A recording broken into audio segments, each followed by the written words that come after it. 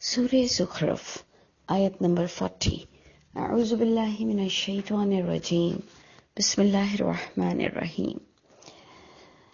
پچھلی آیت میں جو ہم نے دیکھا تھا کہ اللہ کی کتاب سے غفلت برتنے پر اللہ تعالیٰ ہی انسان کو شیطان بنا دیتے ہیں، شیطانیت سے اس کی دوستی ہو جاتی ہے، وہ اللہ ہی کے نام لے کر لوگوں کو بھٹکاتا ہے اور خود بھی بہکتا ہے اور کہتا ہے کہ میں ہدایت یافتہ ہوں، پھر قیامت کے دن وہ پچھتائے گا۔ یہ بات بتاتے ہوئے کہ عذاب میں دونوں مشترک ہوں گے، وہ جو بہکا اور وہ جس کی وجہ سے وہ بہکا، اسے معاف نہیں کر دیا جائے گا۔ یعنی اتنی کلیئر بات آپ کو اور مجھ کو بتائی جا رہی ہے کہ چاہے کوئی ہمارے بڑے ہوں، ہمارے چھوٹے ہوں، ہماری اولادیں ہوں، جو بھی کوئی دین کی دلیل مانگے تو نہ آپ کو برا لگنا چاہیے اور نہ ہی ہمارے بڑوں کو برا لگنا چاہیے، کیونکہ ہم بھی تو پھر کسی کے بڑے ہیں، ہماری بھی کوئی اولادیں ہیں، تو ہماری اولادیں بھی جب بات کریں تو دلیل مانگیں ہم سے۔ اور اسی کے ساتھ جو بہت بڑی بات آپ کو اس وقت آیت نمبر 40 میں بتائی جا رہی ہے کہ محمد صلی اللہ علیہ وسلم بھی یا تمام انبیاء کرام میں سے بھی کوئی بھی کسی کے دل میں ہدایت نہیں اتار سکتا تھا۔ ان کو وحی کے لیے سلیکٹ کیا جاتا تھا، وہ بیسٹ انسان ہوا کرتے تھے اپنے دور کے، لیکن وہ ہدایت نہیں کسی کو دے سکتے تھے، دل میں نہیں اتار سکتے تھے، عمل والا نہیں بنا سکتے تھے، دم کر کر کچھ ہو نہیں سکتا تھا، تعویذ پنا کر کچھ ہو نہیں سکتا تھا، کیونکہ آگے آیت یہ بتا رہی ہے کہ افانت تسمع الصم، کیا پس آپ، یعنی انتا کا ترجمہ محمد صلی اللہ علیہ وسلم پہ جا رہا ہے جن پر وحی اتری تھی کہ افا انتا، کیا پس آپ اے محمد صلی اللہ علیہ وسلم تسمع الصم، آپ سنوا سکتے ہیں بہروں کو، او تہدی العمیہ، یا آپ ہدایت دے سکتے ہیں اندھوں کو، ومن کان فی ضلال مبین، جو کہ کھلم کھلا اللہ کی کتاب کے اگینسٹ ہو، کھلم کھلا گمراہی میں مبتلا ہو، کیا اے نبی آپ بھی ایسوں کو ہدایت دے سکتے ہو؟ یعنی اس سے کلیئر بار بار بات کو اللہ نے کنفرم کیا کہ جب تک بندے کے اندر خود ذوق نہیں ہوگا، خود کنسرن نہیں ہوگا، خود اٹھے گا نہیں، خود غفلت سے نکلے گا نہیں، اللہ کی کتاب کو خود نہیں سمجھے گا اپنی آنکھوں سے، اپنی سماعت بصارت دل کا فائدہ نہیں اٹھائے گا، ایسوں کو فائدہ نبی بھی نہیں دے سکتے۔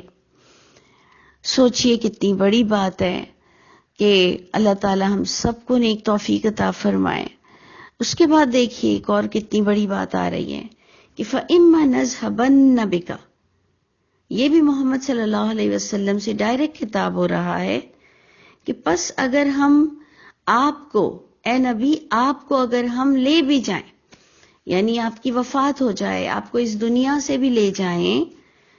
تو فَإِنَّا مِنْهُمْ مُنْتَقِمُونَ، پس بے شک ہم ان سے انتقام لیں گے۔ یعنی آپ اپنے وقت مقررہ کو پورا کریں گے، آپ انہیں اس وحی سے لوگوں کو وحی دیں گے، وحی کے لیے جس مقصد سے آئے تھے آپ اس مقصد کو پورا کر کر چلے جائیں گے، جن کو سزا دینی ہے ہم ایسوں سے انتقام لے کے رہیں گے۔ او نرینک، پھر دوبارہ اللہ فرماتے ہیں یا ہو سکتا ہے کہ آپ اپنی زندگی میں ان کی سزا کو دیکھیں گے۔ یعنی نبی کریم صلی اللہ علیہ وسلم کو بھی کلیئر نہیں بتایا جا رہا کہ آپ کے زمانے میں عذاب آئے گا یا آپ کے زمانے کے بعد آئے گا یا آپ کی موجودگی میں آئے گا۔ اور خود نبی نے یہ کتنی خوبصورت دعا مانگی ہے کہ اے اللہ اگر میرے زمانے میں بھی عذاب آ جائے یا اگر آپ مجھ کو بھی دکھا دے وہ عذاب جس کا آپ ان سے وعدہ کر رہے ہیں، یعنی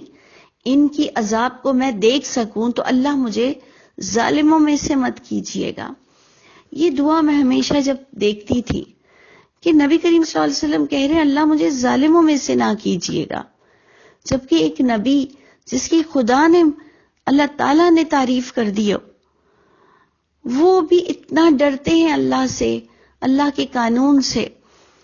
کہ وہ کہتے ہیں اللہ مجھے ظالموں میں سے نہ کیجیے گا۔ اور آپ نے جو آخری آیت پڑھی تھی 39، اس میں آ رہا ہے کہ الیوم اذ ظلمتم،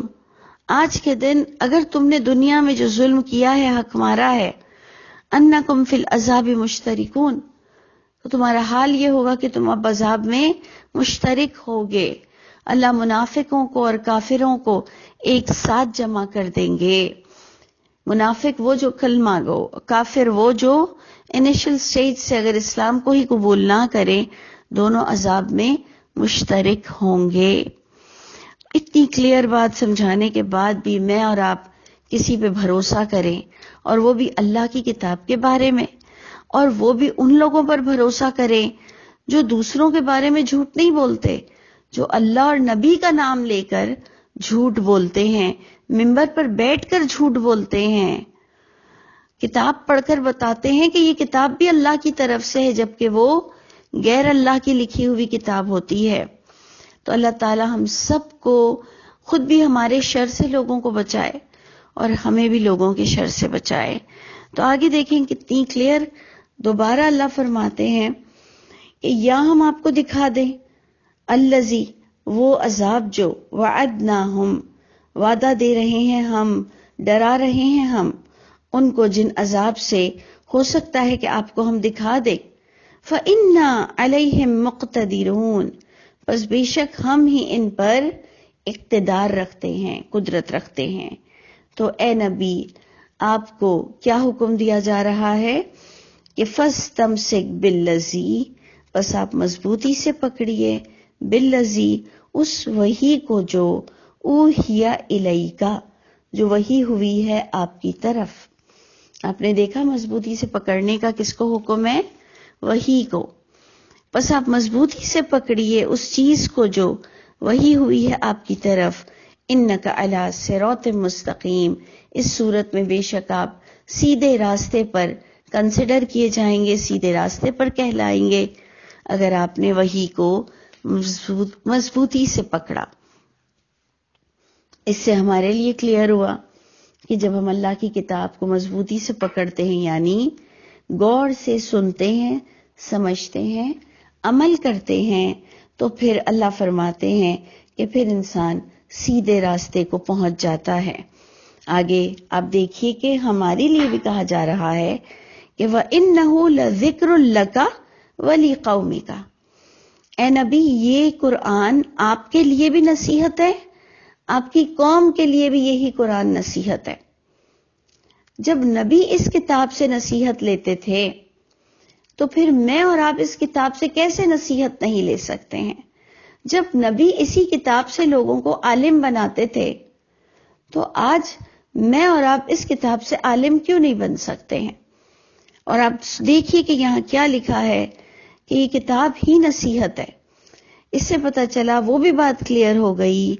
کہ اللہ کی کتاب کو اللہ ہی سمجھائیں گے،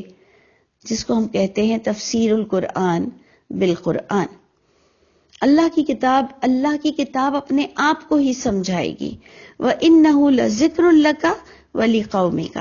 اور بے شک یہ قرآن البتہ سمجھنے کی کتاب آپ کے لیے بھی ہے اور آپ کی قوم کے لیے بھی ہے۔ وَسَوْفَ تُسْأَلُونَ، اور جلد تم سب سے سوال کیا جائے گا۔ ہم سب سے اس کتاب کا سوال ہوگا، کسی اور کتاب کے بارے میں کوئی سوال نہیں ہوگا۔ وَاسْأَلْ،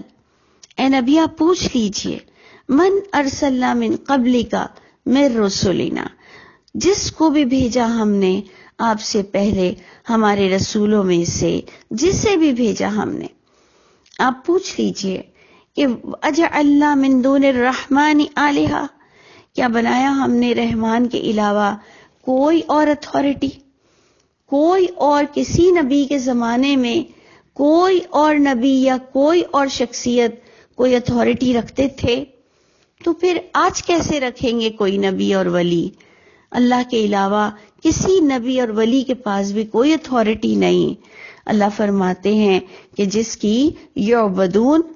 بندگی کی جائے، اور اسی کے ہی ساتھ موسیٰ علیہ السلام کا